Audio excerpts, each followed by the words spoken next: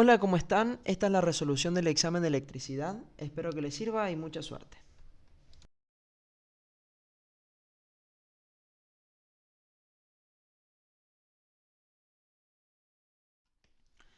Si colocamos un material dieléctrico entre las placas de un capacitor, no se cumple. A. El campo eléctrico entre las placas aumenta. B. La carga existente sobre las placas se conserva sin cambio. C. La capacitancia aumenta. D. La diferencia de potencial disminuye. Bien, ya sabemos cuál es la respuesta correcta, pero vamos a analizar una por una para ver por qué es así. Primero, el concepto de dieléctrico, recordemos que es un elemento que se niega al paso de los campos eléctricos, ¿sí? O de la corriente eléctrica. Y esos materiales tienen una constante dieléctrica. Y aquí existe una relación. Las constantes dieléctricas, la más pequeña que existe es 1, que es la del vacío, y después las demás son todas proporciones de la del vacío. Por eso la constante dieléctrica se define como la capacitancia de un elemento dividido la capacitancia en el vacío. Por lo tanto, si le coloco un dieléctrico, la capacitancia total que yo voy a tener va a ser una cantidad de veces la capacitancia del vacío. Por lo tanto, va a aumentar. Bien, eso eh, por el concepto de dieléctrico y por la forma en que actúan esos materiales.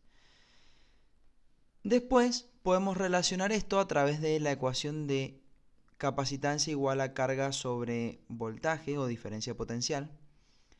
La carga que existe, que acumulan las placas, depende de la conductividad de las placas, es decir, que la carga esta va a ser siempre constante, la que se conserva sobre las placas. Pero ¿qué va a pasar? Si yo despejo la carga, que es una constante, me queda capacitancia por diferencia potencial. Si la capacitancia va a aumentar, la diferencia potencial tiene que disminuir, sí o sí, para que la carga se pueda mantener constante dentro de la ecuación. Por lo tanto, eso es lo que hace que estas tres de aquí sean verdaderas. Lo último que nos queda es que el campo eléctrico entre las placas aumenta, y eso es totalmente erróneo, porque en realidad sucede lo contrario. El campo eléctrico que yo tengo entre las placas va a disminuir porque va a haber un material que se va a oponer a ese campo eléctrico.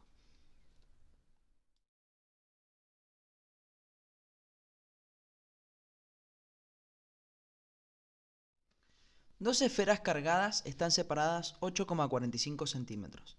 Se mueven las esferas y se encuentra que la fuerza entre ellas se ha triplicado. ¿A qué distancia se encuentran ahora? Bien, primero tenemos dos esferas que están a una determinada distancia. La distancia que las separa aquí es de 8,45 centímetros. Luego se alejan. No se alejan, porque dice que si la fuerza se ha triplicado significa que se acercan. Luego de eso van a estar más cerquita. Y la distancia a la que van a estar ahora es x, porque no sabemos cuál es la que queremos encontrar. Entonces, al principio tenemos una fuerza F, en una primera instancia tenemos una fuerza F que actúa, que es K por la carga 1 por la carga 2 dividido su distancia al cuadrado. A esto le vamos a llamar D, a la distancia que tiene al principio. Y después, en un segundo momento, va a tener una fuerza que va a ser el triple que esa. Va a ser 3 veces la fuerza F. Y esto va a ser igual a K por la carga 1 por la carga 2 dividido la nueva distancia, que es X al cuadrado. Entonces, ¿qué voy a hacer? Voy a reemplazar F en esta ecuación, que es K por la carga 1 por la carga 2 dividido la distancia al cuadrado, que es 8,45 centímetros. Lo podemos dejar en centímetros, no va a ser un problema, porque se nos van a simplificar las unidades después, así que podemos usar esta unidad. Y tenemos de este lado vamos a tener K por la carga 1 por la carga 2 dividido la distancia x al cuadrado. ¿Qué va a pasar acá? Se nos van a simplificar muchas cosas. K, las cargas, y nos va a quedar la siguiente ecuación. Nos va a quedar 3 por x al cuadrado, que lo puedo pasar hacia aquel lado multiplicando, igual a 8,45 centímetros al cuadrado.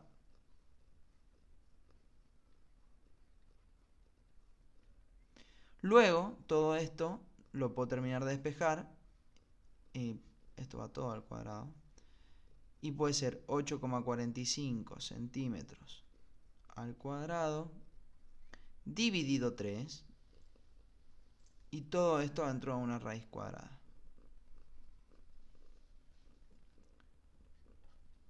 Y esa va a ser la nueva distancia. Entonces sacamos esta cuenta y vamos a ver qué obtenemos.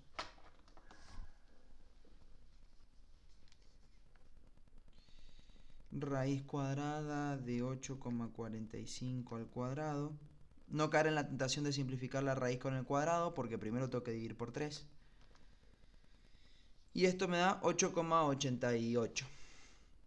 Efectivamente. 8 no, 4,88.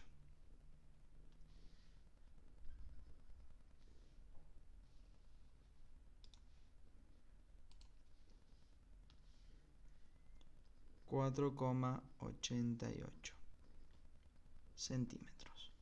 Bien, y ahí me queda resuelto, coincide con nuestra respuesta correcta.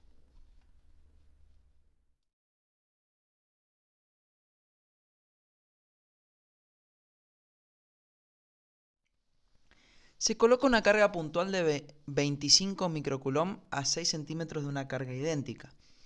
¿Cuánto trabajo debe realizar una fuerza externa para mover una carga de prueba de 0,18 microcoulomb desde un punto a la mitad entre las cargas a otro punto 1 centímetro más cerca de alguna de las cargas?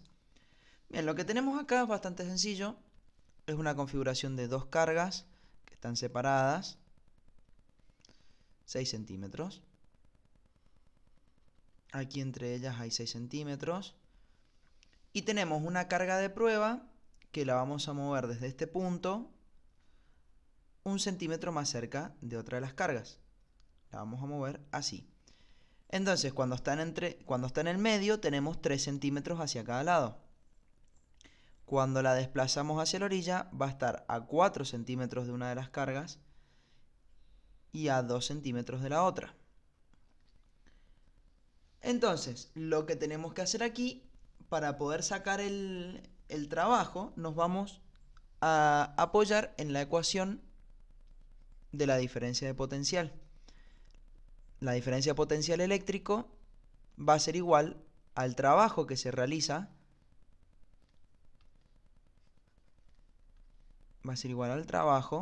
entre dos puntos. Entonces la diferencia de potencial entre esos dos puntos va a ser igual al trabajo entre esos dos puntos dividido la carga que se mueva entre los dos puntos de diferencia de potencial, que en este caso va a ser nuestra carga de prueba.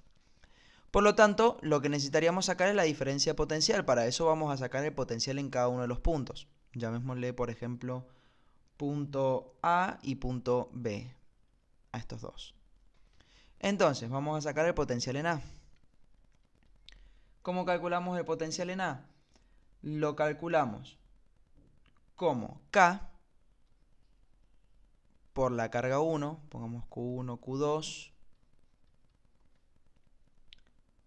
por la carga 1, dividido la distancia, más, ya tiene un igual ahí, solo que no se ve bien,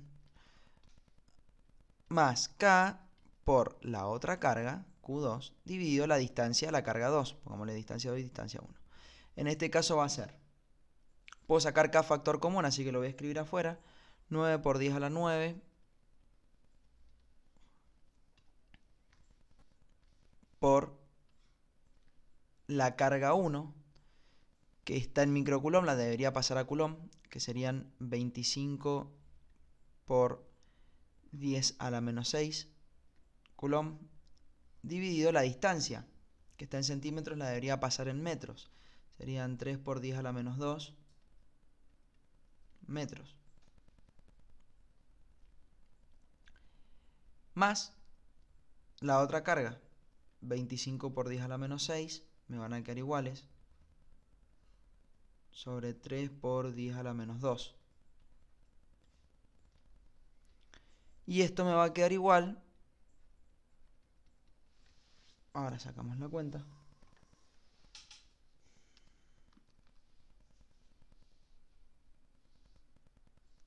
Esto me da 1,5 por 10 a la 7 volts. Bien. Y aquí no le puse la unidad al... Bueno, me comí la unidad de la constante. La unidad de la constante sería Newton metro cuadrado sobre Coulomb cuadrado, ¿no? Esa es la unidad de la constante K. Bien, ahora vamos con el voltaje en B, el potencial eléctrico en B. El potencial eléctrico en B lo voy a calcular de la misma manera, la ecuación es la misma, simplemente que ahora voy a tener distancias distintas. La primera carga, 25 por 10 a la menos 6 Coulomb, dividido su distancia, que en este caso van a ser 4 centímetros, 4 por 10 a la menos 2 metros, más la otra carga, dividido 2 en este caso, por 10 a la menos 2. Y esto me va a dar 1,69 por 10 a la 7.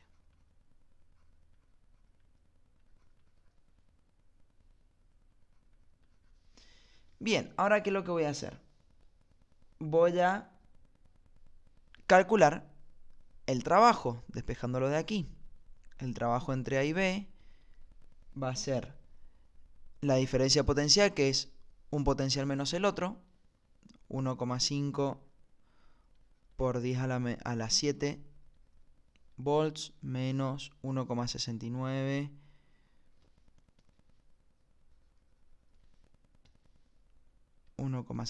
por 10 a la 7 volts multiplicado por la carga, que es de 0,18 microcoulomb, sería 0,18 por 10 a la menos 6 coulomb. Y esto me va a dar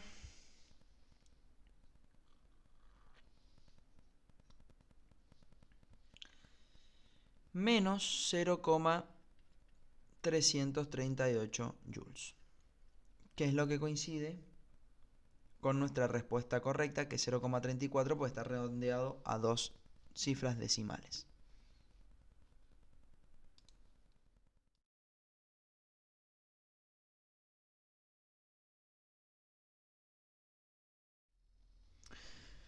Un electrón que se mueve con una velocidad de 6.000 km por segundo penetra en un campo eléctrico uniforme de 5.000 Newton-Coulomb, de modo que su velocidad es paralela a las líneas de campo, a las líneas de fuerzas del campo, ¿sí? O a las líneas de campo. Calcular la velocidad del electrón después de recorrer 3 centímetros y el tiempo empleado en recorrer esa distancia. Y aquí nos dan algunos datos que son la carga del electrón y la masa del electrón. Bien, ¿qué es lo que tenemos que hacer aquí? Primero tendríamos que buscar la aceleración que recibe el electrón. Bien, como el electrón entra en un campo eléctrico, va a recibir una fuerza que le va a ejercer ese campo eléctrico. ¿Cómo vamos a calcular esa fuerza? La calculamos a partir de la definición de campo. Nosotros sabemos que el campo es la fuerza dividido la carga que está dentro del campo, entonces podemos despejar la fuerza. La fuerza va a ser el campo por la carga. Si tenemos un campo de 5.000 newtons por coulomb y tenemos una carga de la que sería la del electrón, en este caso 1,6 por 10 a la menos 19 coulomb, vamos a obtener la fuerza. Esta fuerza va a ser igual a 8 por 10 a la menos 16 newtons. Tengo la fuerza. Ahora que tengo la fuerza de la segunda ley de Newton, la vamos a anotar por aquí, que fuerza igual a masa por aceleración. Vamos a despejar la aceleración. La aceleración va a ser igual, entonces, a fuerza sobre la masa. Tenemos la fuerza, que son 8 por 10 a la menos 16 newtons, dividido la masa, que está aquí, que es 9,1 por 10 a la menos 31 kilogramos.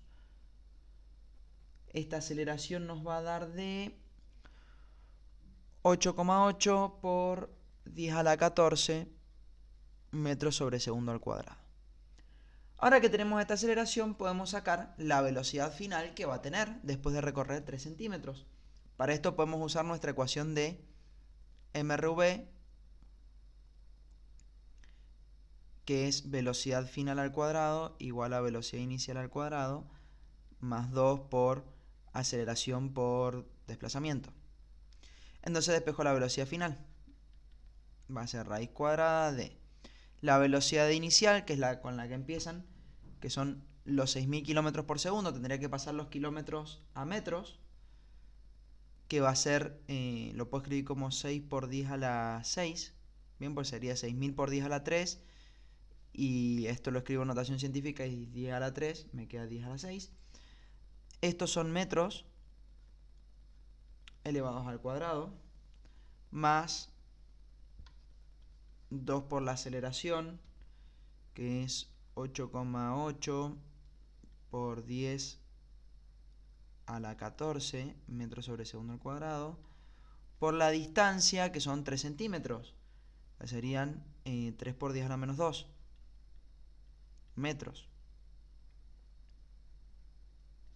Con esto calculo la velocidad final, que me va a dar 9,42 por 10 a la 6 metros sobre segundos, que coincide con esta velocidad, la de la respuesta correcta, y deberíamos sacar también el tiempo que tarda en recorrer esa distancia, que eso lo podemos sacar de la ecuación de aceleración.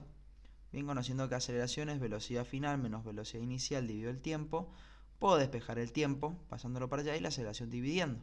Entonces tengo velocidad final 9,42 por 10 a la 6 metros sobre segundo menos la inicial, que son 6 por 10 a la 6. No, perdón, estoy escribiendo cualquier cosa. La inicial, no, sí, estoy en lo correcto. 10 por 10 a la 6 metros sobre segundo, solo que aquí la vi aquí, me faltaba la unidad y me confundí. Ahí está, tengo la velocidad final menos la inicial, dividido la aceleración. 9,42 por 10 a la 6 metros sobre segundo. Entonces de aquí calculo el tiempo, que me va a dar efectivamente 3,89 por 10 a la menos 9 segundos. Lo cual coincide con nuestra respuesta.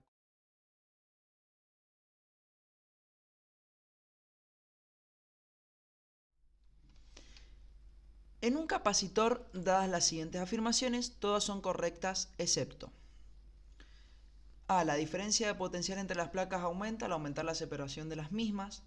La diferencia de potencial entre las placas disminuye si disminuye la separación entre ellas. El cociente B sobre D permanece constante y es igual a la intensidad del campo eléctrico. D. Por fuera de las placas, el campo eléctrico disminuye y por dentro de ellas es constante en toda su extensión. Bien, para esto, para analizar las primeras tres nos vamos a basar en la ecuación de potencial eléctrico entre placas igual al campo multiplicado por la distancia. Bien, ¿qué sería lo que nos está diciendo la opción C? Simplemente está escrita esta ecuación de otra manera, que es B sobre D, y B sobre D son las dos cosas que varían para que el campo eléctrico se mantenga constante. Bien, si yo aumento la separación entre las placas, si la distancia aumenta, constructivamente la diferencia potencial va a aumentar para que se mantenga constante el campo. Y si la distancia disminuye, la diferencia potencial va a disminuir para producir el mismo campo. Bien, es decir que las tres primeras son correctas. Por lo tanto, por descarte podemos elegir la D o analizándola. ¿Qué es lo que nos dice la D? Por fuera de las placas el campo eléctrico disminuye y por dentro de ellas es constante. La cuestión aquí es que por fuera de las placas, yo tengo un capacitor de placas paralelas, supongamos que es de placas paralelas, que sería el análisis más sencillo. Por fuera de estas placas no existe el campo, no es que disminuye, simplemente no existe. El campo parte desde la placa positiva y llega a la placa negativa y hace así. Simplemente. No hay líneas de campo que se salgan de entre las placas. No tengo una línea de campo que hace así. Bien, esto no sucede. Esto no sucede. Es decir que por fuera no tengo campo directamente. No es que disminuye, simplemente no hay. Por lo tanto, bueno, nuestra respuesta correcta es la D, como ya lo sabemos.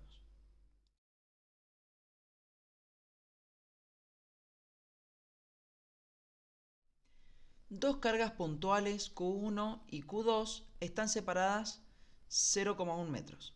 El punto A está a la mitad de la distancia entre ellas, el punto B está a 0,08 metros de Q1 y 0,06 metros de Q2. Considere el potencial eléctrico como cero en el infinito. Determine A, el potencial en el punto A, B, el potencial en el punto B y el trabajo realizado por el campo eléctrico sobre una carga de 2,5 nanocoulomb que viaja del punto B al punto A. Bien, ¿qué es lo que tenemos que hacer aquí? Primero, vamos a sacar los potenciales en cada punto. El potencial en A y el potencial en B.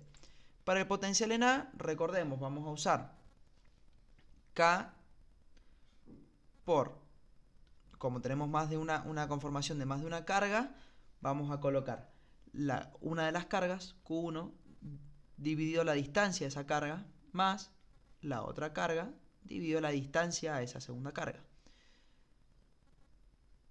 Para el punto A vamos a tener K vale 9 por 10 a la 9 Newton metro cuadrado sobre coulomb cuadrado por la carga 1, que son 2,4 nanocoulomb, serían 2,4 por 10 a la menos 9, dividido la distancia estamos en el punto A, la distancia a la carga 1 es 0,05 metros, más la otra carga, que en este caso me importa el signo, así que va a ser menos 6,5 por 10 a la menos 9 coulombs, dividido la distancia, que también es 0,05 metros.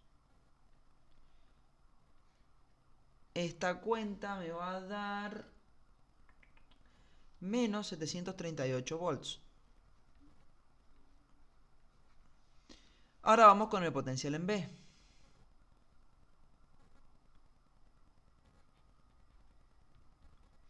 Que va a ser la misma ecuación, simplemente que ahora lo que me van a cambiar son las distancias.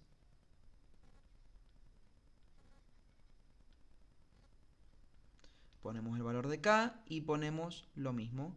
Carga 1, 2,4 por 10 a la menos 9 coulomb.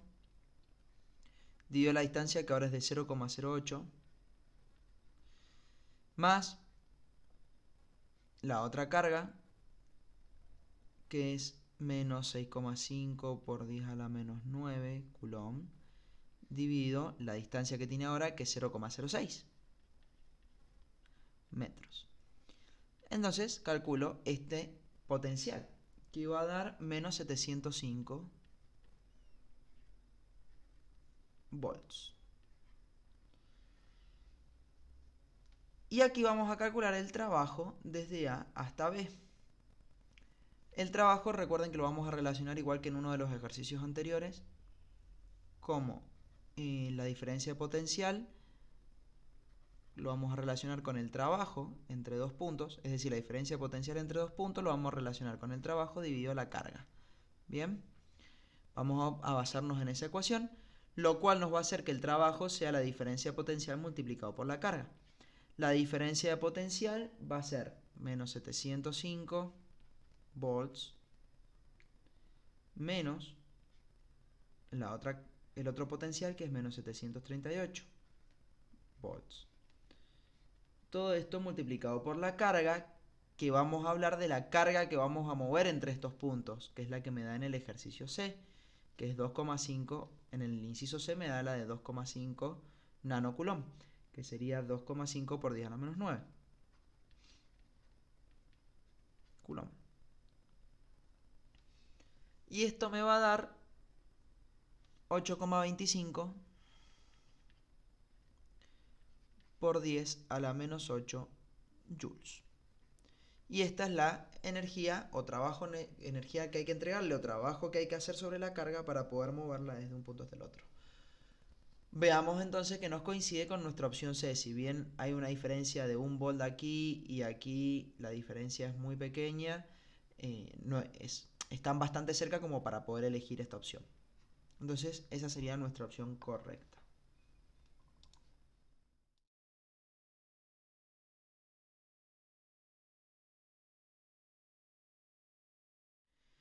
¿Cuál es la resistencia total del circuito conectado a la batería de la figura? Bien, lo que tenemos que hacer aquí es buscar una resistencia total. Lo que supone, al ponerle el mismo nombre a todas las resistencias, que todas las resistencias son iguales. Entonces lo que vamos a tener que hacer es asociar. Primero lo que voy a hacer es dibujar los circuitos que necesitamos para asociar. La primera asociación que vamos a hacer es entre estas dos una serie. Una asociación en serie. ¿Por qué en serie? Y porque la corriente que circula por una también circula por la otra. Y es la primera asociación más simple de ver. Entonces vamos a dibujar un circuito equivalente a ese, que sería la fuente aquí, esta resistencia aquí, aquí tengo otra, tengo esta resistencia que está inclinadita aquí, la de aquí de la derecha, y estas se me van a simplificar en una sola resistencia. Y a esta de acá le vamos a llamar R'. ¿Sí? Después tengo R, R, R y R. Ahora, ¿qué asociación vamos a hacer? Veamos que tenemos dos nodos, uno aquí, que es el nodo A, y otro aquí, que es el nodo B, que son los mismos que están acá. También vamos a copiar el nodo C para más adelante. Pero tenemos dos resistencias, esta R y la R', que están entre el nodo A y el nodo B. Entonces, entre estas yo puedo hacer un paralelo. Entonces vamos a obtener otro circuito. El nuevo circuito va a ser fuente, esta resistencia de aquí, nodo C, esta resistencia, nodo A, y entre estas dos me va a quedar una sola. Entonces voy a obtener una sola resistencia acá y esta otra R acá. A esta le vamos a llamar R2'. Y aquí le vamos a poner el nodo B. Bien, ahora vamos a hacer otra nueva asociación. Veamos que entre el nodo A y el nodo B tenemos solamente una resistencia y entre el B y el C tenemos solamente una resistencia. Entonces la corriente que sale desde el nodo A por este camino va a pasar por estas dos resistencias, por la R2' y esta R de aquí. Es decir que ahora lo que puedo hacer es una serie entre estas dos. Al hacer una serie entre esas dos, el circuito se me va a simplificar de la siguiente manera. Me va a quedar esta resistencia aquí, esta resistencia aquí, nodo A, nodo C, el nodo B va a desaparecer porque me va a quedar aplastadito por esta nueva resistencia que le vamos a llamar R3'. Ahora, tenemos dos resistencias que están entre el nodo A y el nodo C, que son la R3' y esta R de aquí del medio. Es decir, que vamos a hacer un paralelo entre estas dos.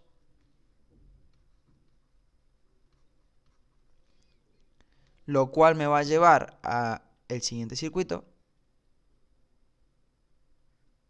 Tenemos la primera R aquí, el nodo C. La R le vamos a llamar 4',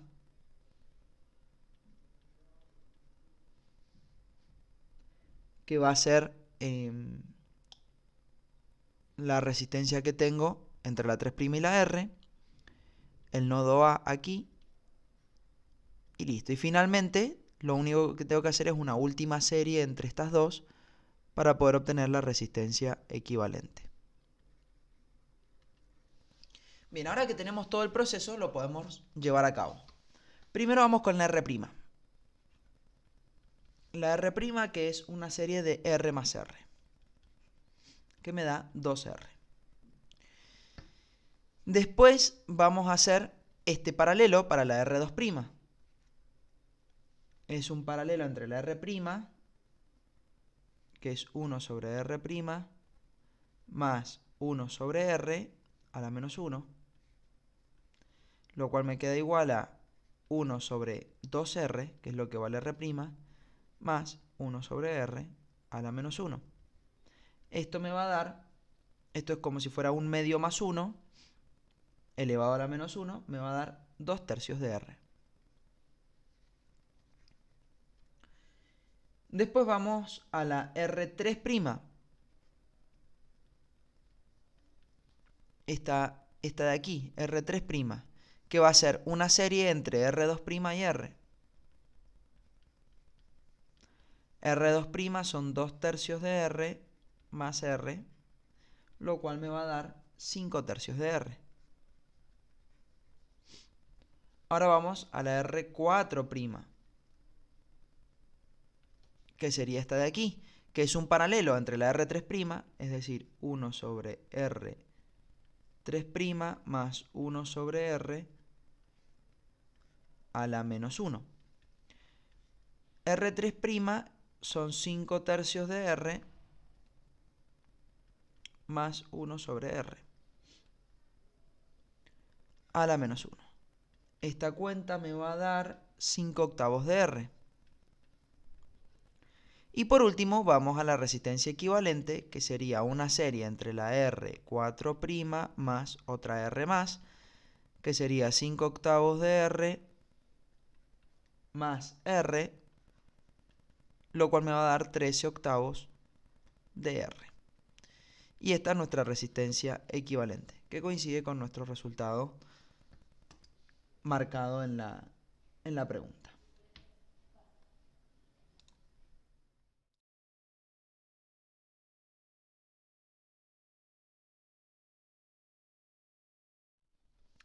Dadas las siguientes afirmaciones, todas son correctas excepto: la fuerza gravitatoria es siempre de atracción y paralela al campo gravitatorio.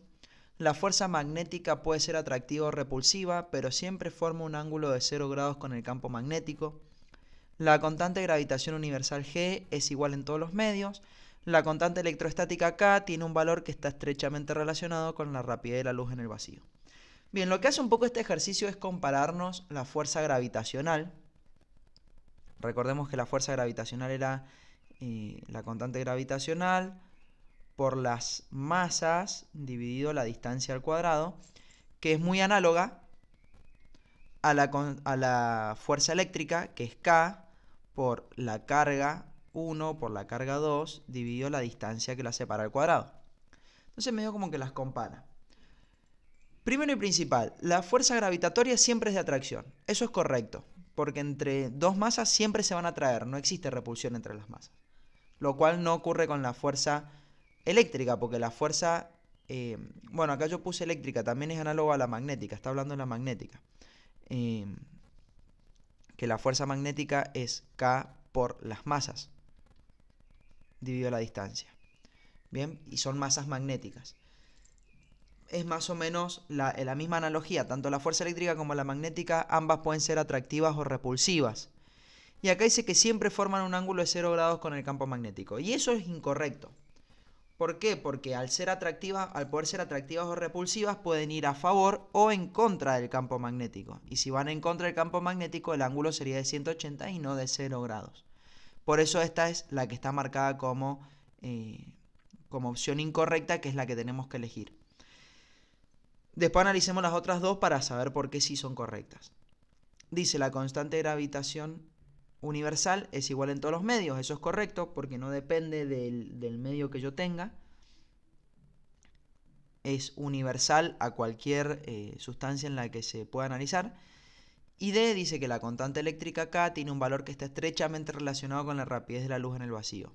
Eso es correcto, porque nosotros en general siempre usamos la K que corresponde al vacío, que es 9 por 10 a la 9, o la del aire, que es muy similar a la del vacío, son prácticamente iguales. Y sí, tiene que ver con la velocidad que la luz tiene en ese medio. Si yo cambio el medio, por ejemplo, sumerjo las cargas o las masas magnéticas, o las hago pasar a través de una madera, o las hago pasar a través de algún metal, ese K va a cambiar, porque la forma en la que la luz se transmite a través de esos medios cambia. Entonces me va a cambiar su constante de permeabilidad magnética o eléctrica. Por eso esta también es correcta. Bien, por lo tanto, la opción a elegir es la opción B, porque me dice que todas son correctas, excepto la opción B.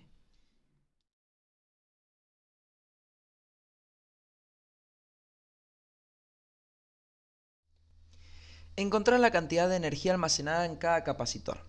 Bien, para hacer esto, lo que vamos a tener que hacer es reducir este circuito para poder encontrar cargas y voltajes sobre cada capacitor. ¿Para qué? Para poder calcular la energía. Recordemos que la energía se puede calcular con cualquiera de estas dos ecuaciones. En una necesitamos la carga y el voltaje, y en otro necesitamos la capacitancia del voltaje. Por eso las cargas no son expresamente necesarias, a no ser que las necesite para poder trasladar números de un circuito a otro. Vamos a ver qué sucede. Vamos a reducir este circuito primero. La primera reducción que vamos a hacer es un paralelo entre el capacitor 3 y el capacitor 4. Y esto me va a quedar algo así. Este sería el capacitor 3, 4. Y aquí otro capacitor. ¿Cómo vamos a calcular el capacitor 3, 4? Sumando los otros dos, porque son capacitores en paralelo. Debería pasarlos todos a la misma unidad. Lo voy a trabajar en microfaradios.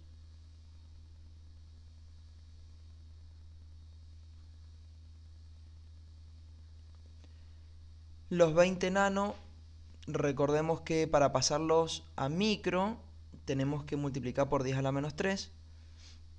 Recuerden que tenemos, voy a escribirlo por aquí, lo voy a borrar.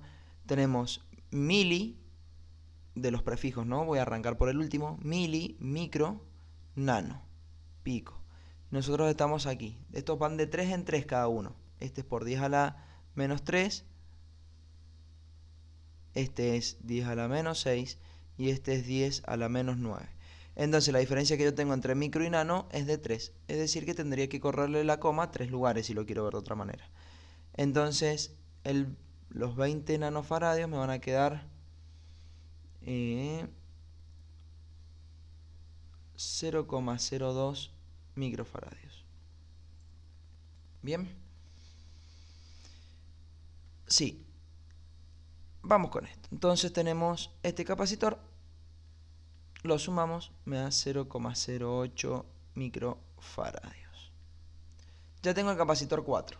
El capacitor 3, 4, que sería este de aquí. Tengo el capacitor 2 aquí y el capacitor 1 aquí. Voy a borrar esta tablita si no nos hace tanto ruido visual y no nos perdemos. Vamos con otra reducción de circuito. Ahora lo que tendría que hacer es una serie entre el capacitor 2 y el 3, 4, ¿sí? Porque están en serie.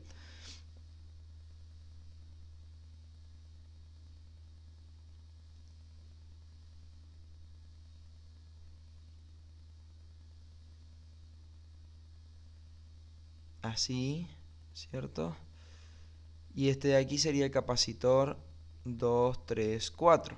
Ahora para el capacitor 2, 3, 4 tengo que hacer el cálculo de capacitores en serie, que es la suma de los inversos. 1 sobre el capacitor 2, que es de 0,08, más 1 sobre el capacitor 2, 3, que también es de 0,08, elevado a la menos 1. Esto nos va a dar, voy a tener que sacar la cuenta, 1 sobre 0,08 más 1 sobre 0,08 todo elevado a la menos 1. Bien, esto da 1 sobre 25, que es 0,04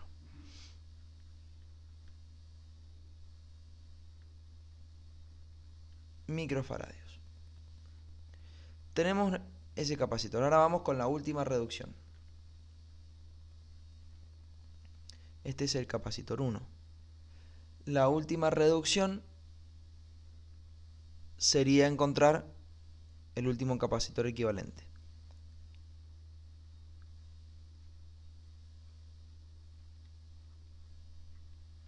Que lo voy a obtener sumando estos dos porque están en paralelo. De nuevo, este capacitor 1 está en nanofaradios, lo vamos a tener que pasar a micro, que me va a quedar de esta manera. 0,01 microfaradios. Entonces vamos con el equivalente. Tenemos 0,04 más 0,01. Así como yo lo hice en micro, ustedes lo podrían haber hecho en nano y debería funcionar igual. Bien, solamente que estoy usando los micro, el prefijo micro, porque todas las energías están con prefijo micro. Así ya directamente nos da el resultado. Bien, tenemos nuestro capacitor equivalente de 0,05 microfaradios. Ahora, ¿qué tenemos que hacer? Tenemos que encontrar nuestras cargas. Yo aquí sé qué tensión tengo, que es 120. 120 volts. Lo que yo voy a necesitar es la carga. La carga que sale de aquí. Le vamos a llamar Q. Q mayúscula. No le vamos a poner prefijo a ese. Esa es la carga total. Carga total le vamos a poner. Ahí me gusta más. Vamos a sacar la carga total. ¿Cómo calculo la carga total? Recordemos que la ecuación que nosotros tenemos que hacer es la que me relaciona el voltaje, la carga y la capacitancia. Esta ecuación era voltaje igual a la carga sobre la capacitancia.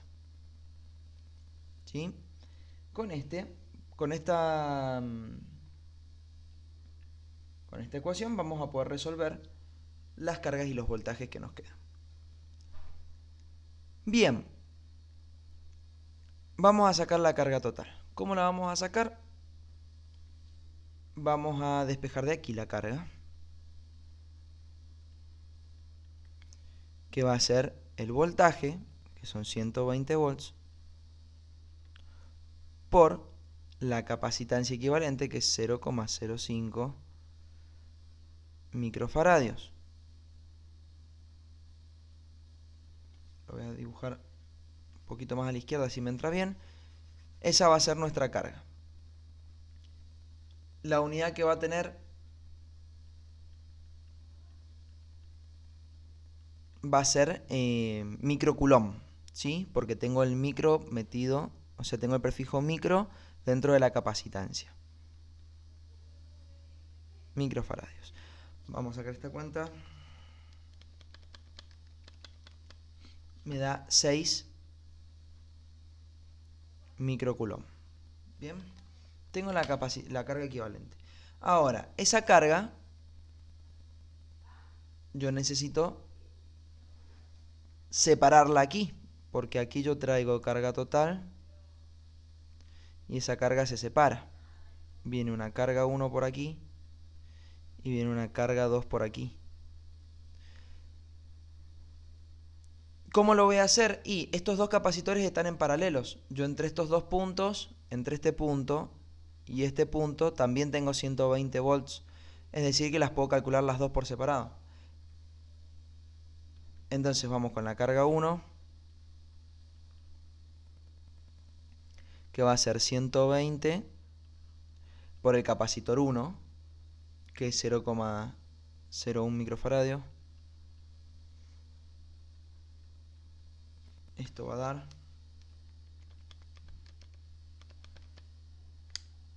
1,2 microcoulomb. Después vamos a tener la carga 2, que es 120 volts por el capacitor 234, que es 0,04.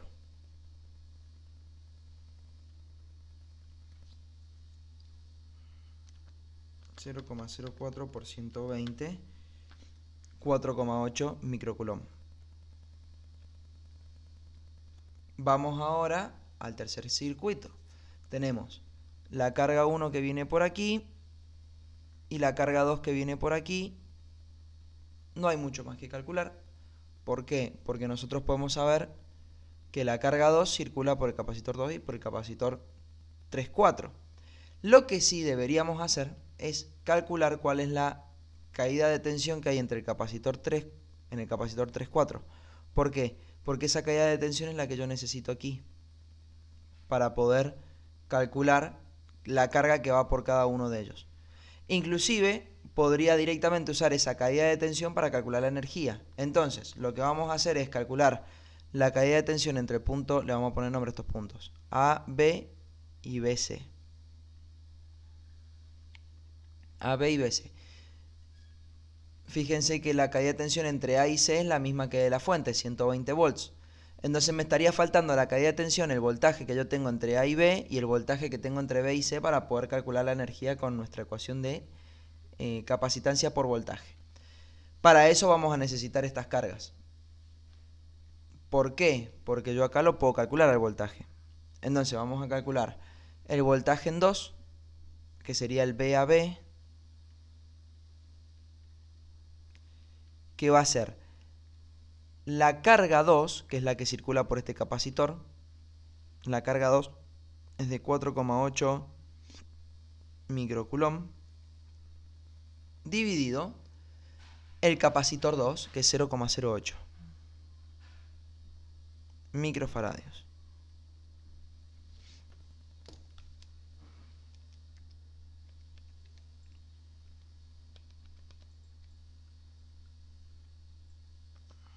Me da 60 volts. Bien. Ahora vamos a sacar la caída de tensión entre BC.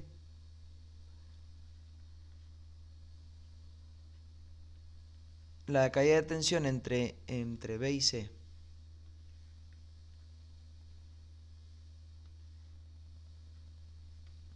La caída de tensión entre B y C va a ser la carga 2 de nuevo, porque es la carga que va a circular por este capacitor.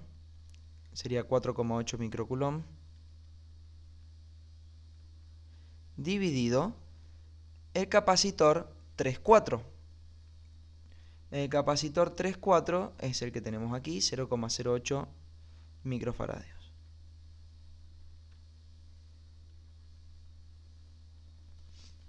Esto me va a dar otra vez 60 volts. No me di cuenta que eran iguales los valores. Nos va 60 volts de nuevo. Fíjense que tiene sentido porque entre estas dos caídas de tensión, entre A y B y C, tengo que hacer la caída total de la fuente. Entonces 60 más 60 es 120, lo cual es correcto, ¿sí? Bien, ahora que ya tenemos todas las tensiones que hay sobre cada capacitor, puedo sacar la energía de cada capacitor. Entonces vamos con la energía 1. La energía 1 va a ser 1 medio por... Energía 1 le llamamos a la del capacitor 1. Va a ser 1 medio por la capacitancia 1, que sería 0,01 microfaradio, por el voltaje que hay en ese capacitor, que es 120 volts elevado al cuadrado.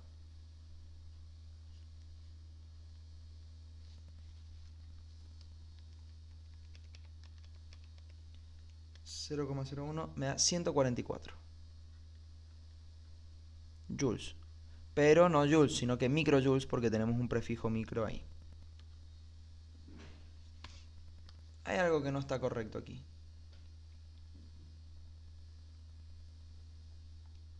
A ver si lo encontramos.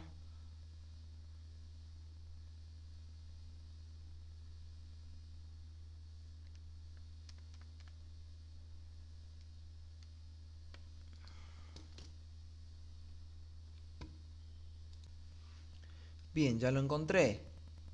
Aquí lo multipliqué por 1 medio. Esto me da 72. Claro, ahora sí tiene más sentido. 72 microjoules. Bien. Que no les pase lo mismo que yo, no se coman elementos de un cálculo cuando lo tengan que hacer. Presten mucha atención en eso, porque si no después uno anda buscando errores por ahí. Vamos con la energía del segundo, que es 1/2 por la capacitancia del capacitor 2, que sería 0,08,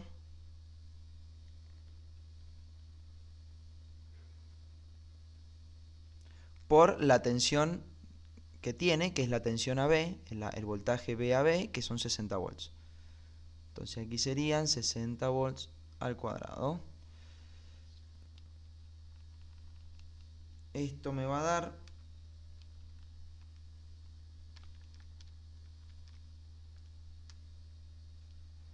144 microjoules.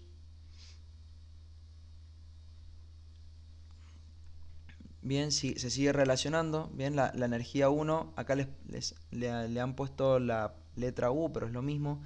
La energía 1 es de 72 microjoules, la energía 2 es de 144 microjoules, venimos bien. Vamos con la energía 3,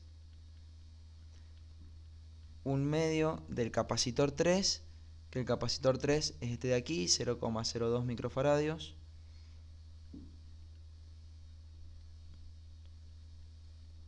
Por la tensión que lo circula, que es la BBC, perdón, que serían 60 volts también. Son la misma cantidad, pero conceptualmente es distinto. Esta de aquí, sacamos esa cuenta. A ver, esta me va a dar 36 microjoules. También coincide con la respuesta. Vamos con la 4, la energía 4, que es 1/2 por el capacitor 4, que es 0,06 microfaradios, por la tensión, que es la misma que el 3, serían 60 volts. Porque el capacitor 4, recordemos que también está entre el punto B y el punto C, es decir, que tiene la misma caída de tensión que el capacitor 3. Vamos con esta cuenta. 108 microjoules. Y por último, la energía total. La energía total la vamos a sacar con el capacitor equivalente, que el capacitor equivalente sería 0,05 microfaradios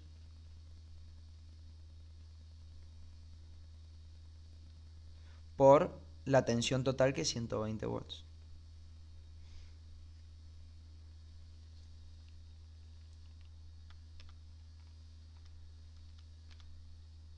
...360 microjoules. Que este cálculo, la energía total debería darse, yo sumo todas las demás energías. Bien, entonces la respuesta que está marcada como correcta es efectivamente correcta.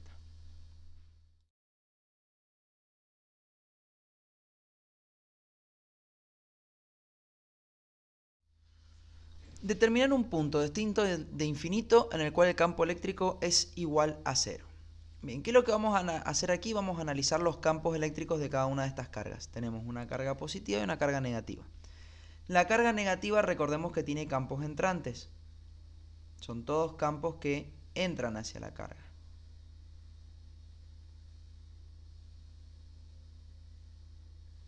Y la carga naranja tiene campos salientes. Todos salientes.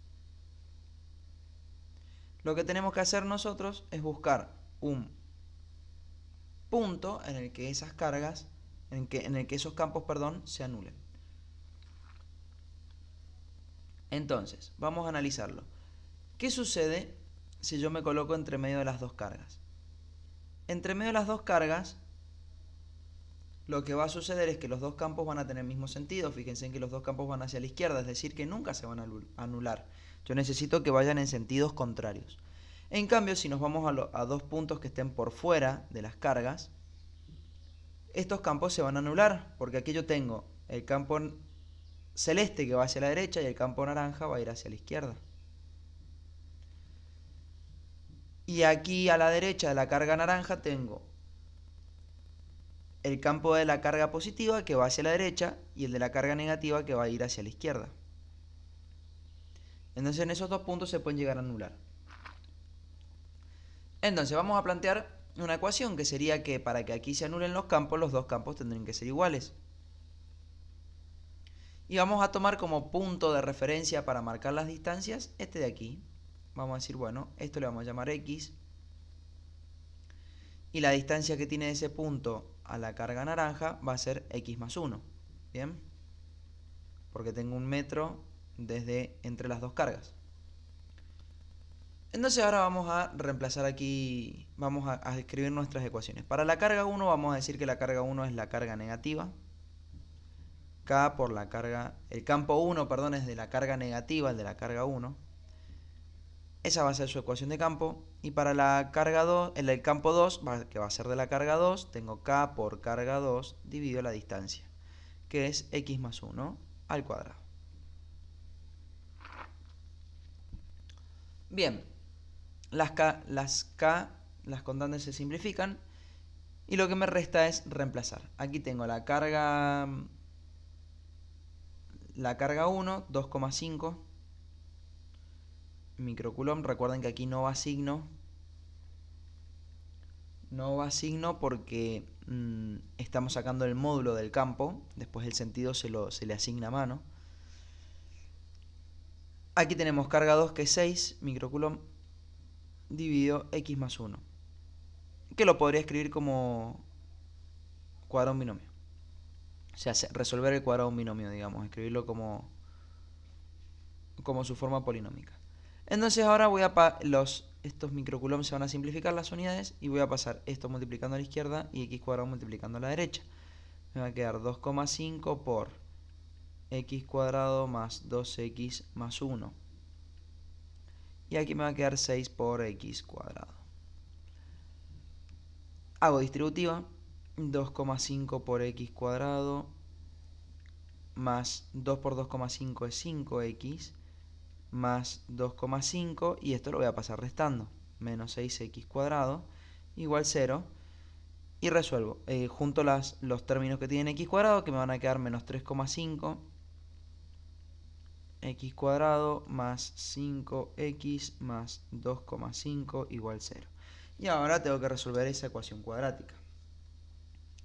Tengo menos 3,5, 5, 2,5. Yo lo resuelvo con la calculadora como para que ahorremos un poquito de tiempo. Y me da dos resultados. X1 igual 1,82 metros son en este caso. Y el X2 me da menos 0,39 metros. No coinciden exactamente con estos resultados de acá porque tienen un pequeño error.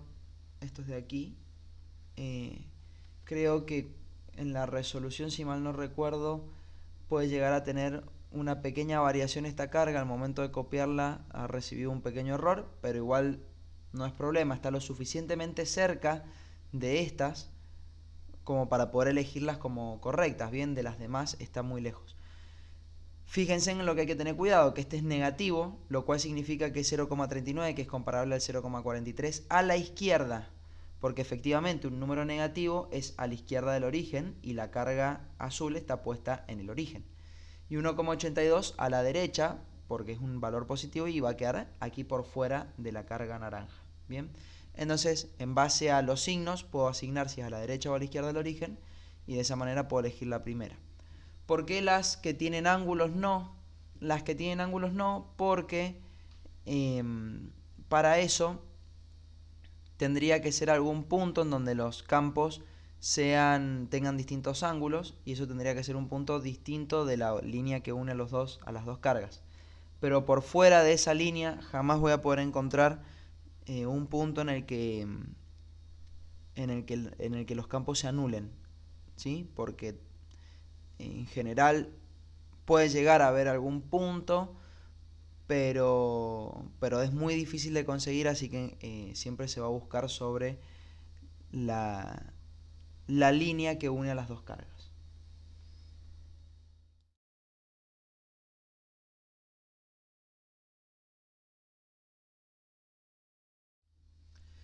Con respecto a la resistencia eléctrica de un conductor, todo lo siguiente es correcto excepto.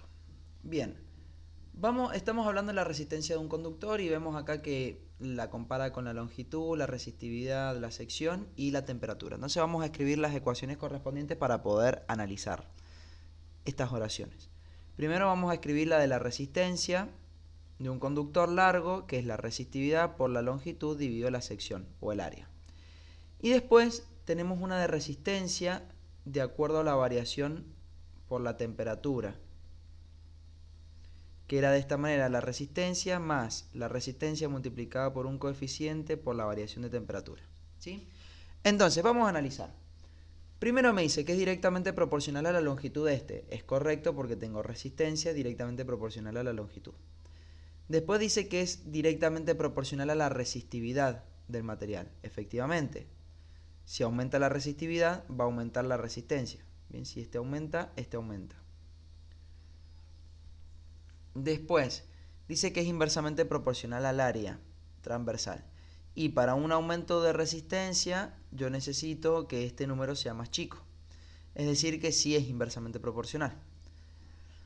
Y por último dice que es inversamente proporcional al aumento de la temperatura. Esta es la que es incorrecta. ¿Por qué? Porque si aumenta la temperatura, la resistencia va a aumentar. Si este número se hace más grande, está sumando después. ¿Bien? Entonces por eso se debe elegir la respuesta D, porque me pide que la que no es correcta. Dice todo lo siguiente es correcto excepto nuestra opción D.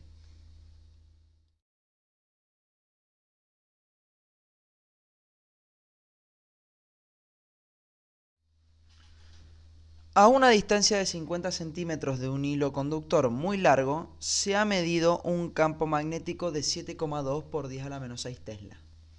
Si no existe ninguna otra fuente de campo magnético, calcula la intensidad de la corriente que circula por el hilo.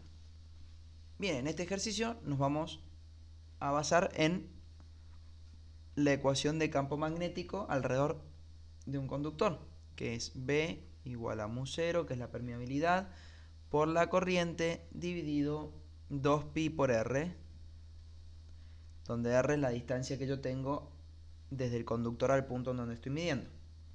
Entonces de aquí voy a despejar la corriente. Despejo la corriente, que va a ser el campo por 2pi por R dividido el mu sub 0. Y ahora simplemente me resta reemplazar. El campo me lo da como dato, que es 7,2 por 10 a la menos 6 Tesla. Tengo 2pi, son valores numéricos, 2pi por R, que es la distancia, me dice que es una distancia de 50 centímetros.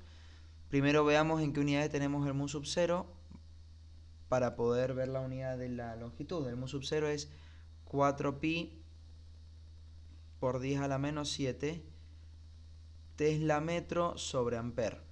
Entonces efectivamente la distancia tiene que estar en metros. Si son 50 centímetros son 0,5 metros. Y saco esta cuenta. 7,2 por 10 a la menos 6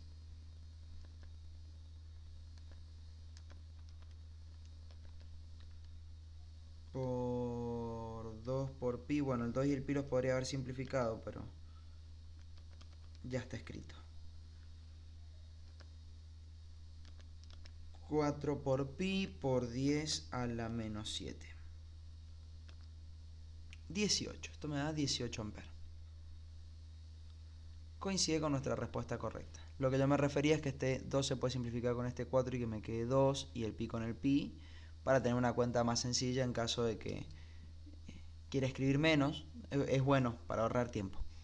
Bien, de todas formas, da 18 amperes y es nuestra respuesta correcta.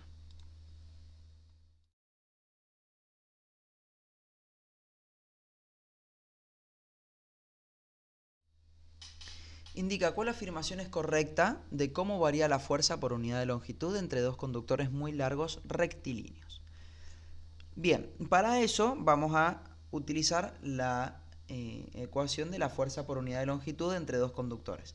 Recordemos que esta longitud es la longitud que tiene el conductor, el largo, pero no es la distancia que los separa. Si yo tengo dos conductores, la distancia que los separa es R. ¿sí? R la distancia que los separa.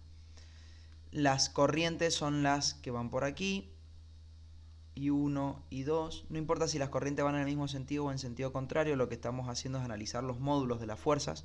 Bien, recordemos que en un caso se atraen y en el otro se repelen, pero no nos importa porque los módulos van a ser iguales. Entonces, empecemos a analizarlo. Dice, si se duplica la intensidad que circula por cada uno al tiempo que se reduce la distancia entre ellos a la mitad, la fuerza entre ellos se cuadruplica. Veamos qué pasa. Si yo duplico, voy a poner los factores de multiplicación aquí afuera en rojo. Si yo multiplico la I1, la voy a multiplicar por 2. Y si multiplico la I2, también voy a multiplicar por 2. Y aquí, si divido a la mitad, reduzco la distancia entre ellos a la mitad, estoy multiplicando por un medio al R. Bien, entonces fíjense qué va a pasar. Tengo 2 por 2, 4, y 4 dividido un medio me va a dar 8. Todo este coeficiente me va a dar 8. Es decir, que se multiplica por 8 la fuerza por unidad de longitud, no se cuadruplica. Vamos con el B, que sería el correcto, analicémoslo, de todas maneras vamos a hacer todos. Dice, si se duplica la intensidad que circula por ambos y se duplica también la distancia entre ellos, la fuerza entre ellos se duplica. Ahora, en vez de dividir a la mitad la distancia, la está multiplicando por 2. Entonces también está multiplicando la distancia. Fijémonos que aquí se simplifica y me queda el doble. Es decir que el resultado va a ser el doble del que tenía al principio. Por eso esta es correcta. Analicemos las demás. Se duplica la intensidad que circula por ambos al tiempo que se triplica también la distancia entre ellos. La fuerza se triplica. Eso no va a suceder porque vamos a tener las dos corrientes multiplicadas por 2 y la distancia multiplicada por 3 me va a dar 4 tercios. Es decir que no se triplica. Se multiplica por 4 tercios. Después dice, si se reduce a la mitad la intensidad que circula por cada uno, es decir que acá tengo, en vez de por 2, por un medio, y por un medio, porque reduzco a la mitad las dos, al mismo tiempo que se mantiene la distancia, es decir que la distancia se mantiene, esto no va, la fuerza se reduce a la mitad, y eso es incorrecto, porque un medio por un medio me va a dar un cuarto, es decir que la fuerza se reduciría a un cuarto, no a la mitad. Por eso tampoco es correcta. Bien, entonces con este pequeño análisis llegamos a la conclusión de que la B es la correcta.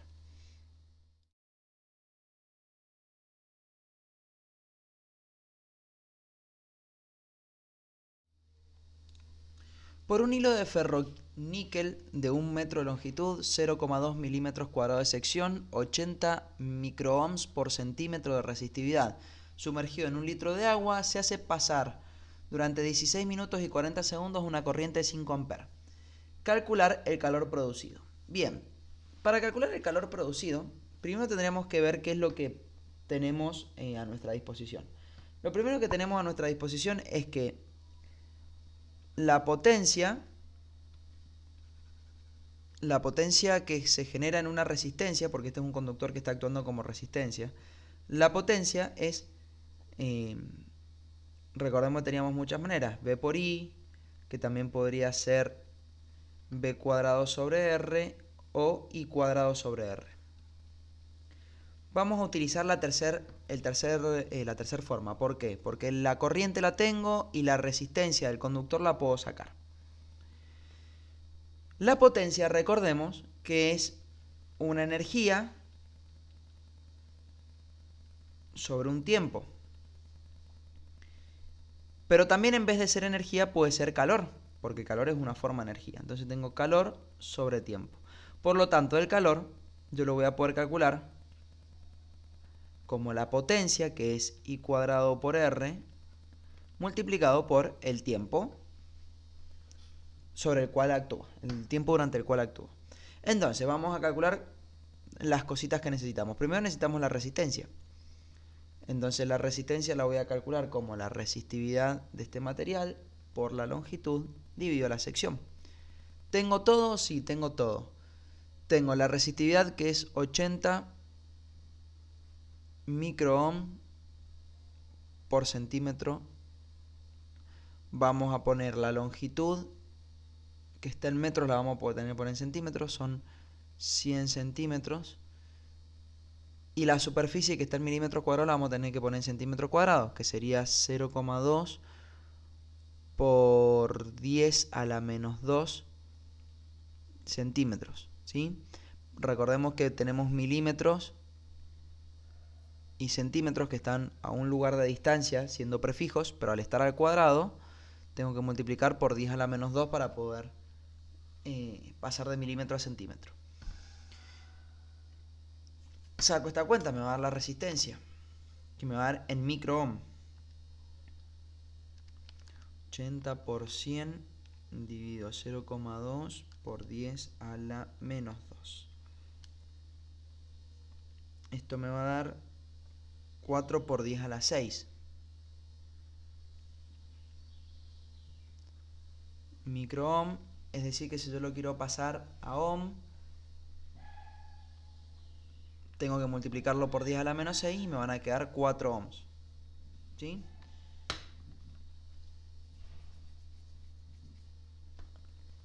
Bien, ya tengo la resistencia.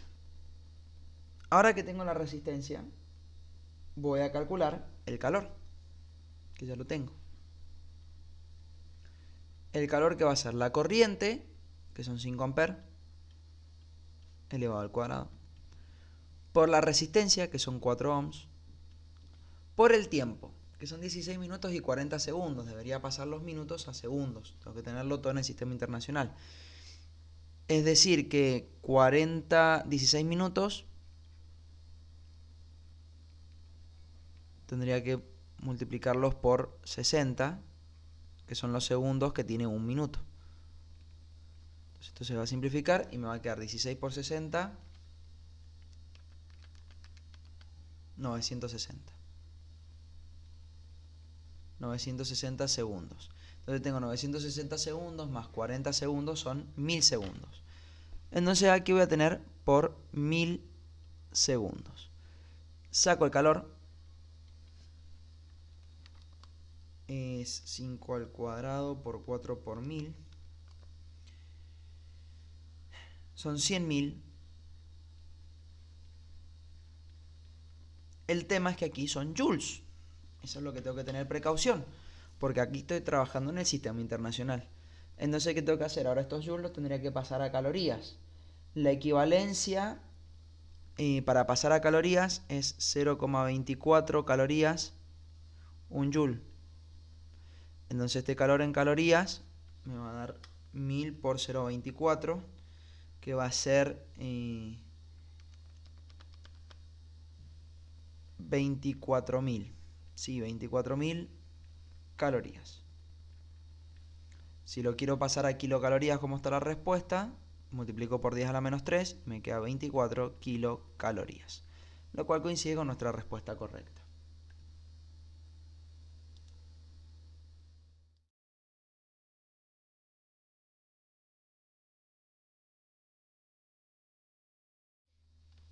¿Cuánto vale la fuerza magnética sobre una carga que penetra en un campo magnético uniforme con una velocidad paralela a la dirección del campo? Bien, recordemos que cuando yo tengo un campo magnético, supongamos que tenemos, vamos a dibujar un plano aquí, a través del cual pasa un campo magnético que es perpendicular a ese plano. Bien. Y sobre ese plano vamos a hacer circular, mover una carga. Esa carga, si tiene una velocidad, va a recibir una fuerza. Esa fuerza que va a recibir, en este caso, va a ser hacia este lado. Bien. Ahora, vamos a analizar esto en una ecuación. La ecuación más teórica, que la fuerza es el producto vectorial entre el campo y la velocidad. Y si yo escribo la definición de producto vectorial, es el módulo del campo por el módulo de la velocidad por el seno del ángulo que forman. Entonces, si la carga se mueve, si la velocidad es paralela a la dirección del campo, el vector velocidad y el vector campo tienen un ángulo cero. Entonces, si el ángulo es cero, el seno de cero es igual a cero. Por lo tanto, la fuerza va a ser nula. Para que la fuerza sea máxima, este ángulo tiene que valer 90 grados, ¿sí? Porque en ese caso voy a tener el seno de 90 que vale 1. En el caso de que el ángulo sea 180, la fuerza también va a ser 0. Bien, porque el seno de 180 también vale 0. Y después acá dice que la fuerza es perpendicular al campo y en realidad sí, la fuerza es perpendicular tanto al campo como a la velocidad, pero si la fuerza es 0 no puede ser perpendicular a ningún otro vector porque los vectores nulos no se les puede analizar perpendicularidad con respecto a ningún otro. Por lo tanto, nuestra opción correcta es 0. Aquí terminamos la presentación, espero que les haya servido mucho y nos vemos en la próxima resolución de ejercicios.